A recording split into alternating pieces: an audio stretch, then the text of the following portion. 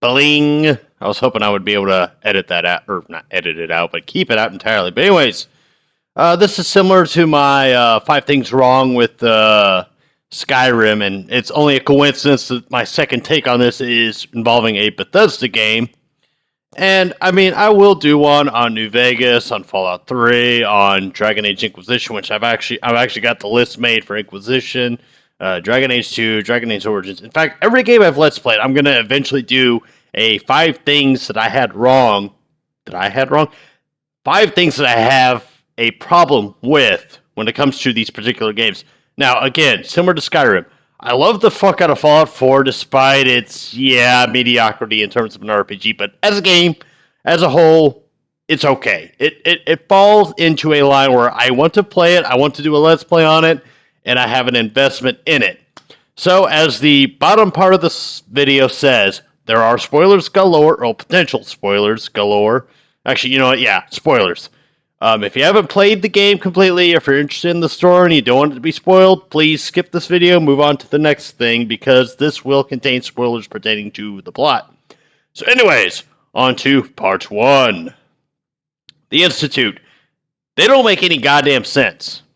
They are made to be the villains when you first, meet, what's-her-face? Piper, when you meet Nick, and then when you kind of hear all the stories about the Institute, you're like, all right, these are the villains, these are the people I need to hate. And then when you actually meet them, they're not really the villains because they're trying to make the post-apocalyptic world a better place, but they're going about it in such a fucking weird way. They're just like, I don't know how I'm supposed to feel about this.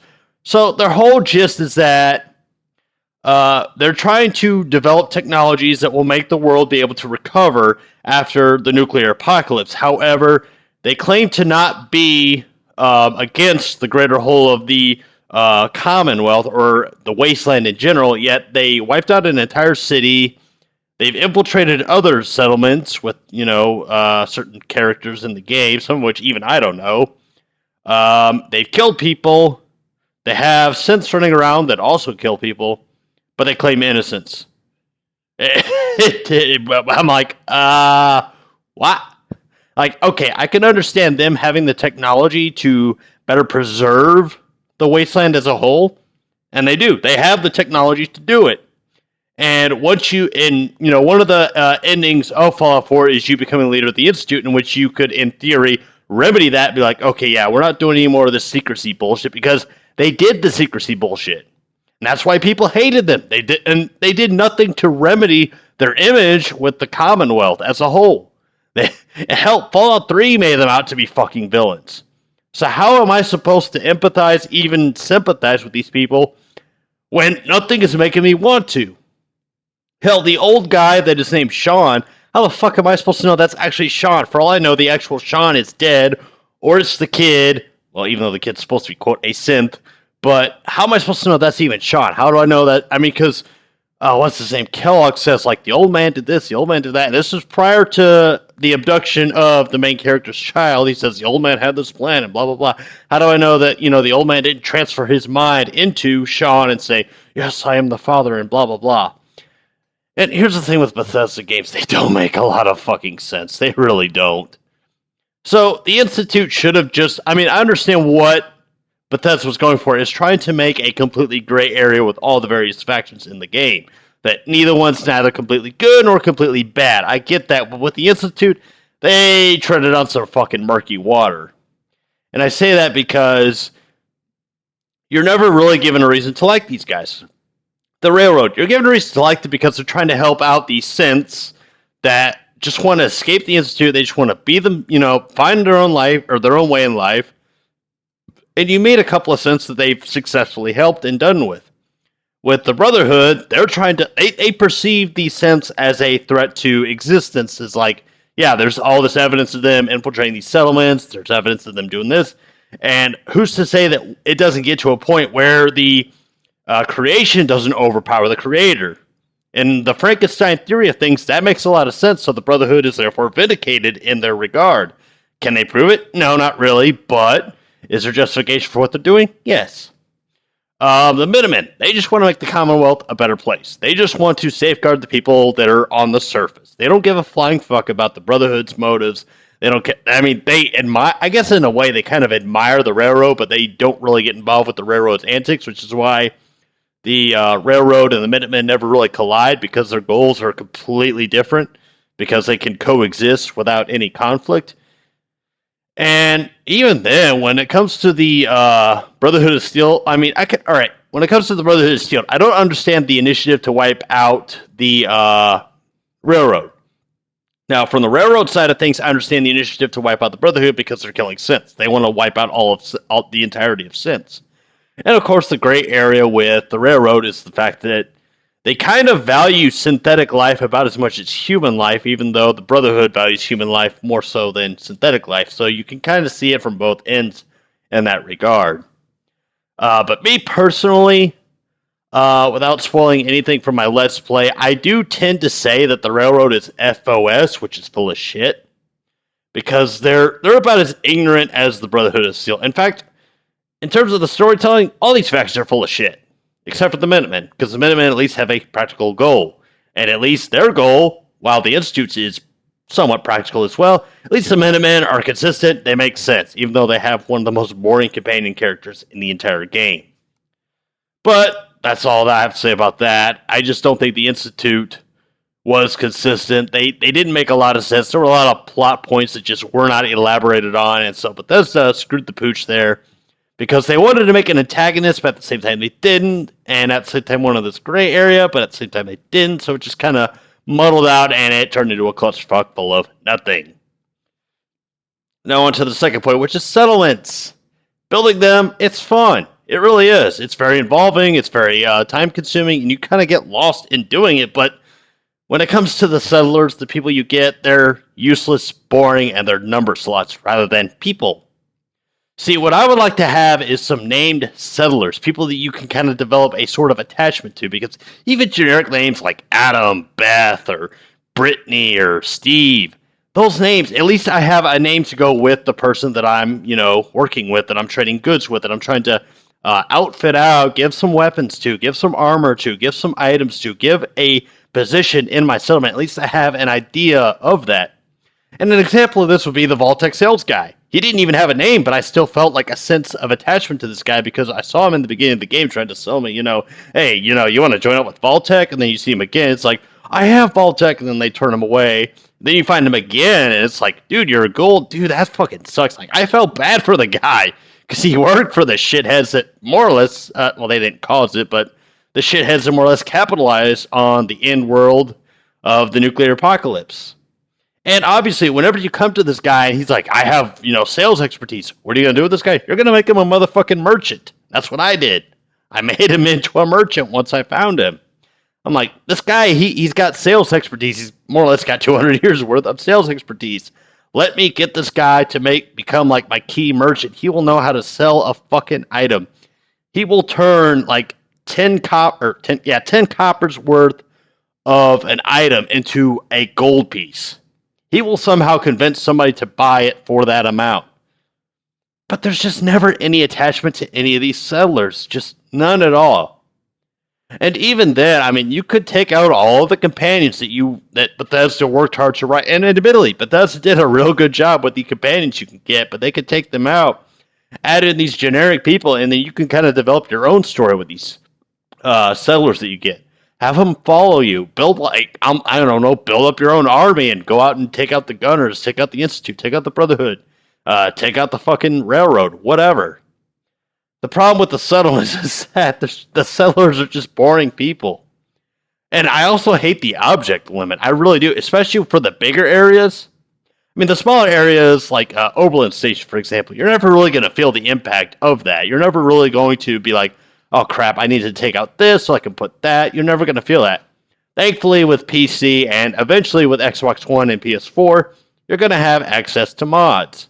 So hopefully the object limit eliminator, if I said that right, will be available to those on the consoles.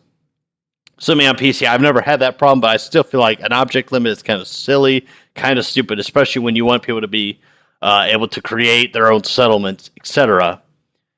And yeah, just the settlers were just so boring and generic. It was just bleh. So, anyways, on to point 3, which is the tutorials or lack thereof. And I see that I moved the text a little too far to the right. I should have centered all of them, but this one is kind of minor, and I'm only going to hit on it for like maybe a minute. And that is, you're never really given a tutorial about anything. You're just kind of thrown into the thick of things. You're just thrown at it. Hell, even your first workshop where you can build a settlement is just kind of tossed there at you. You don't know what's what, how things work. You got to figure it out for yourself, which I'm okay with because I'm more about figuring things out. But for casual gamers, that's probably gonna, not piss a couple people off, but be like, it was kind of cheaply thrown together. There's just no general guide to how things are done. There's even some functions that I didn't know about until later on, once I had looked up a video on YouTube. And I think that's a problem with Bethesda as a whole. That's kind of the main point of this part of it, is that they rely too much on the modders, the YouTube videos. They rely too much on that to make a product good on their own. And they have the capability to do it, which is what is more infuriating. It's because Bethesda they do make good quality. They just are lazy about it. It's like a really smart dude that has all these ideas, but he's too fucking lazy to implement them. And I'm actually kind of speaking for myself here, because I do feel like I come up with a lot of good ideas. I'm just too goddamn lazy to go through with them. And that's just part of me. But at the same time, it's like Bethesda, you're trying to sell a product. Me, I'm just making YouTube videos for free. I don't make any money off my videos. I just do it for the shits and giggles of actually doing it. But you're a company. You're out there to make a valuable product that you want people to talk about and praise and blah, blah, blah. And yes, it is great that we have a great modding community within the Fallout group, the Skyrim group, the Oblivion group, the fucking Elder Scrolls at Large group. Hell, even the Total War series, and my cat's going crazy over there.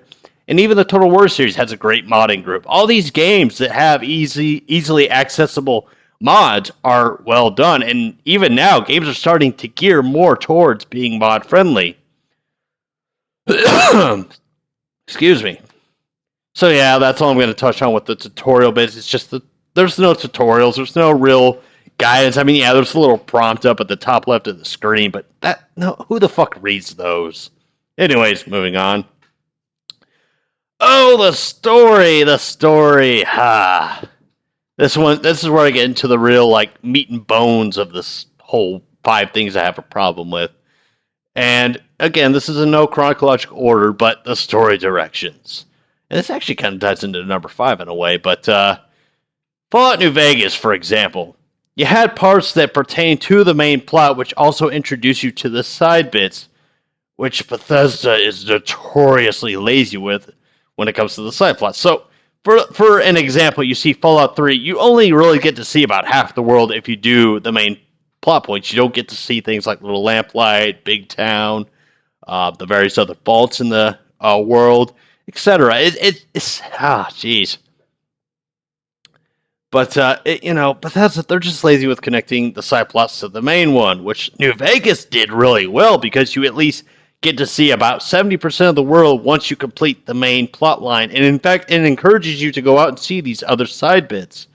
Let's see. In terms of the factions, it involves every single one of them. Even the sub-factions have a role to play in the side stories, which, each little main plot point connects to several side plot points, which eventually also brings you to each of the companions you can get. So even the companions themselves are at least tied to the main plot in a very indirect kind of way.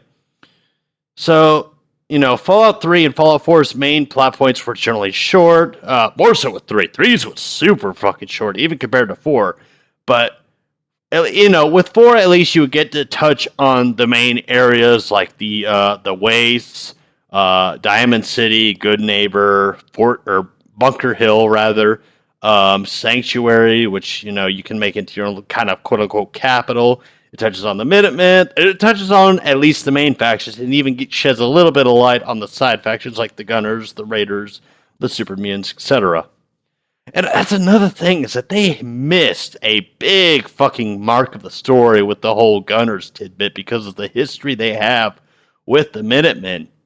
You could have made such an interesting plot, and hell, made Preston a much better character if you had tied in the Gunners and Preston in with the main plot. You would have made such an interesting story, because there is an interesting story to be had. The problem is you have to go into the wiki to actually know that that story even exists.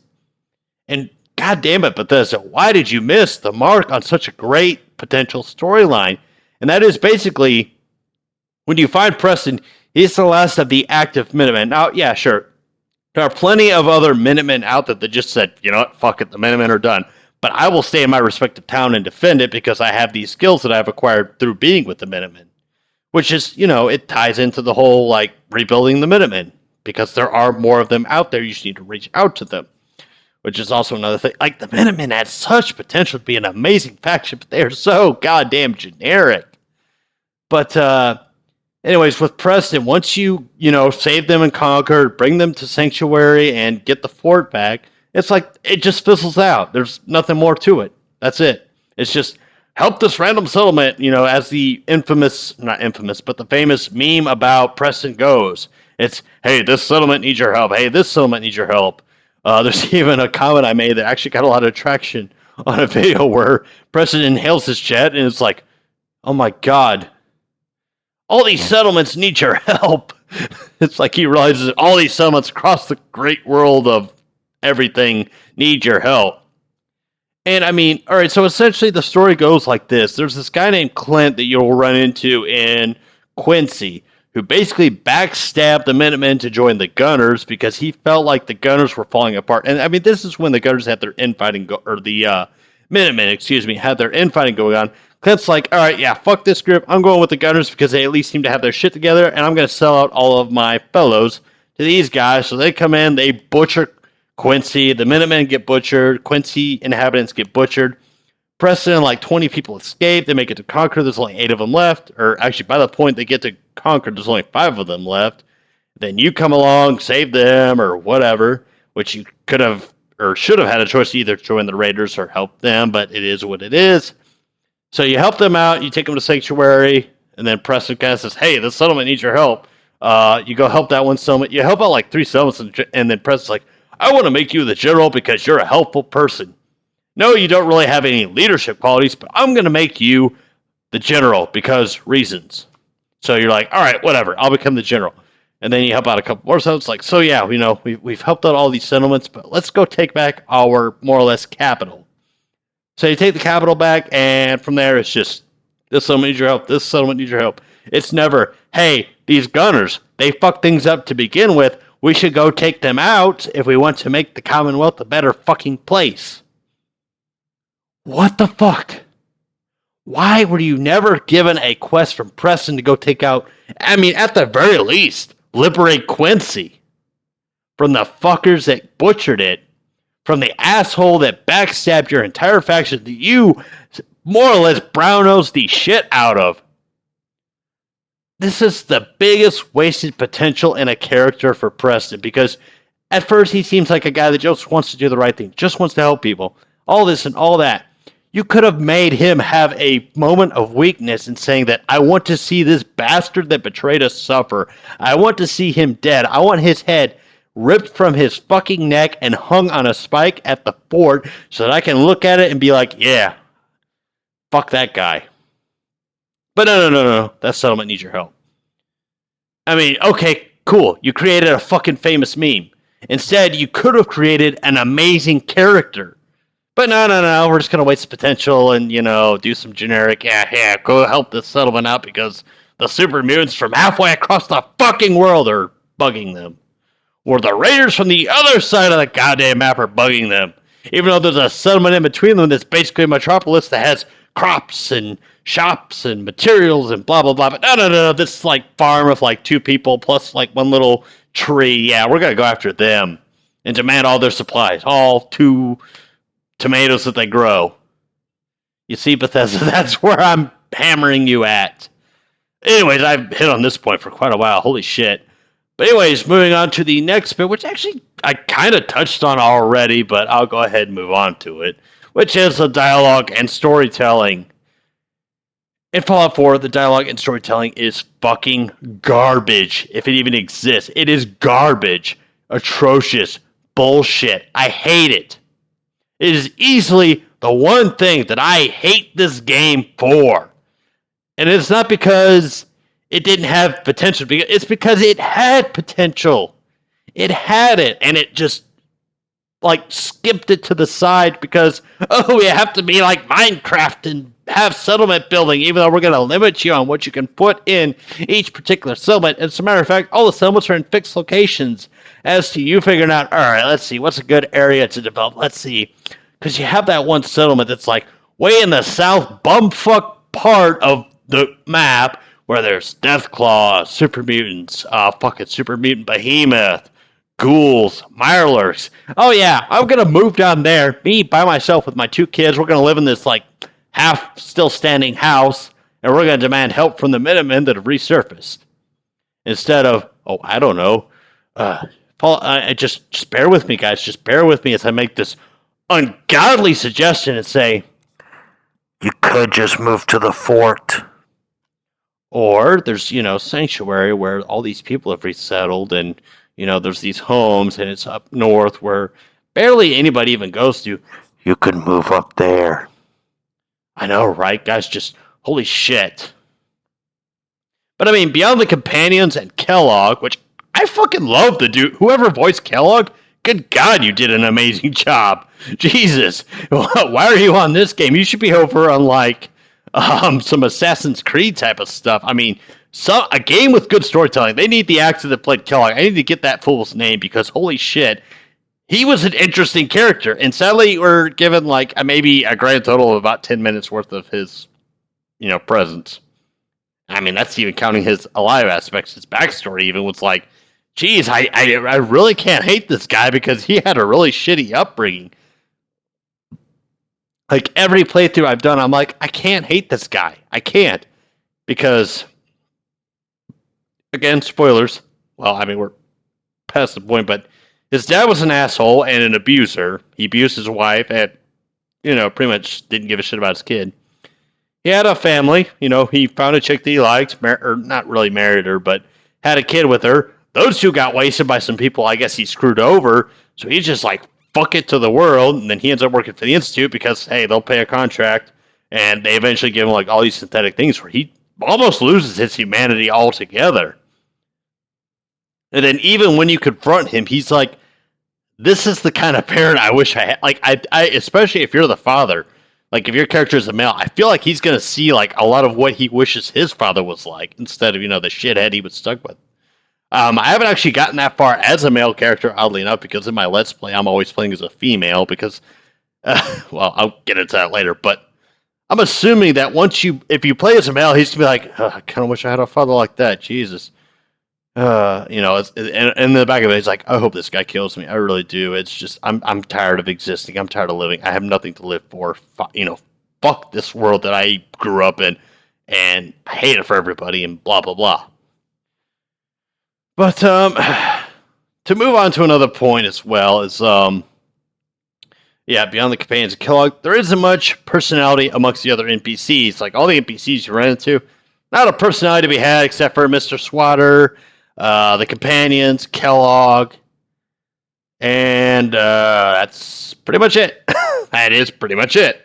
And, while the Raider groups will hint on how a particular group acts, like if you have Group A and Group B, if you take out Group A and you run into Group B and take them out, they'll have like a little documentary, or not documentary, but like a little entry on like Eternal saying like, hey, Group A was taken out. Holy shit, what the fuck's going on over there?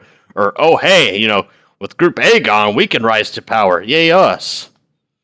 But it all feels so fucking shallow because you would think the Raiders would be gunning for you more so as to establish themselves as the boogeyman slayer. Like, basically, Group B sees that Group A's been taken out. Group A was like this legendary group of guys, but if Group B can take out the person that took out Group A, they're going to be fucking beasts. It's going to be like, oh shit, they took out the group or they took out the guy that took out Group B or Group A? Whoa, hey, we're Group C. Can we join Group B? That'd be great. We'll join the B team. That's cool. And you would think the Raiders, again, would be gunning for you more so, just to kind of like have this friendly, or not even friendly competition, just this do or die competition. Hell, even the Triggermen, which the Triggermen are, I don't even know if they're a faction, really. They're just more of there, because there's the ones at Good Neighbor who are friendly towards you, but the other ones that work for Small Maloney or whatever the fuck his name is, they're hostile towards you. Or you would think the gunners would be like, oh, hey, these guys want him taken out. Yeah, let's go for him. Kind of like how Caesar's Legion had their contracts out for you, where if you did anything to oppose Caesar's Legion or Caesar's Legion, they would send guys after you. And I think even the NCR would start to send people after you if you antagonize the NCR. Or at the very least, NCR as a whole would be hostile towards you. And so, without any real consequences to what you do, there's no real immersion. Like, the more you go against the raiders and the gunners, the more they should be gunning after you. Like, okay, this person's becoming a problem. Let's go after them. Let's take them out. No, none of that. Even with the Brotherhood of Steel, the Railroad, etc., nobody sends people after you. Nobody. It's just you running into them and taking them out. That's all that ends up happening. I mean, yeah, occasionally your settlements get attacked, but fuck, it's a settlement with stuff in it. Of course the gunners and raiders are going to try to take it out or take it over or whatever. And even if you don't help the settlement in question, you lose maybe a settler that'll get replaced by another generic settler, so there's no real loss to begin with. Oh yeah, all your things will be damaged, but you have resources to replenish those as long as you have your supply lines connecting everything together. So even if you lose all your resources, you can just revisit another place you cleared out because all the enemies magically respawn, as do the items that are in containers. And so you can go and recleanse all them out. But once we get, mods headed in, I'm assuming we'll have console commands, which if you're on PC, you can just console command all the crap that you need. With the gaming consoles, I'm assuming eventually we'll have, oh yeah, this little thing I have here, it gives you all these. But I doubt anybody's actually going to make a mod that does that, but you get my point. Settlements, there's never really a permanent loss. It's just, oh yeah, I got to repair this. Oh crap, I'm out of ceramic. Okay, well let me go over here and nab this ashtray, that ashtray. Oh boom, I got enough ceramic. All right, now I can repair the thing. Yay. So those are just 5 things that I dislike about Fallout 4. Don't get me wrong. Fallout 4, despite all the rantings and ramblings that I just made, I still like the game as a whole. There's just things that it did not get down right, and that is actually being in the genre that it's in. It's supposed to be an RPG, and oddly enough, it failed in the RPG aspect of things more so than anything. It felt more like a first-person shooter, as a lot of people have said. So if you feel like that Fallout 4 was too much of a first-person shooter, hey, I totally agree. The settlement building, it's good. It could have been better, but it's all right. I felt like, I mean, you have Fallout 3 that has the role-playing aspect because at least there's karma. I'm surprised I didn't hit on that before because I actually like the karma thing, especially with New Vegas's idea of you have good and bad karma, but you also have karma with other factions. Like basically, the more good you do for a faction, the more they'll like you, and then the more bad towards the faction, they'll obviously hate you. So the second you run into them, they'll be hostile towards you. That doesn't happen here. The second you're antagonizing one member, I mean, this member could be all by his lonesome. You take him out, and suddenly every member of the entire group knows that you're, their enemy. Like, how the fuck did this motherfucker get that information out there? How the fuck did that happen? Was somebody spying on me from afar? What the hell? So there's a lot of things Fallout 4 missed the mark on, which is why I do believe that I think their name's Obsidian, the company that developed Fallout New Vegas. Because New Vegas is easily my most favorite Fallout game ever. And I haven't played Fallouts 1 and 2, so I will not absolve them, but I will not involve them because I haven't played them, so I can't say that they're my favorite or that I prefer the older versions of the game to the newer versions, aka 3, 4, and New Vegas. But all of the ones I have played, New Vegas has been my favorite because I feel like it got that perfect balance of being a first-person shooter with RPG elements, or an RPG with first-person shooter elements, however you want to fucking compare, or weigh it, whichever you feel is the dominant aspect of the game. But holy shit, this has gone on for 30 minutes, damn near. So with that being said, folks, tell me what you think of Fallout 4. Do you feel like it's more of an RPG? Why am I even asking that fucking question? Of course you feel like it's more of an RPG, or more of a first-person shooter, not an RPG. But tell me if you guys disagree with what I've said, if you agree, disagree, give me your thoughts and opinions. Tell me if I'm completely wrong on a point or if I'm completely right on a point, or if there's a point I probably should have gone more on about. That way I can consider something similar to the next kind of 5 things wrong with whatever game video that I do. So that being said, folks, I'm Luke Blight. Enjoy your Memorial Weekend.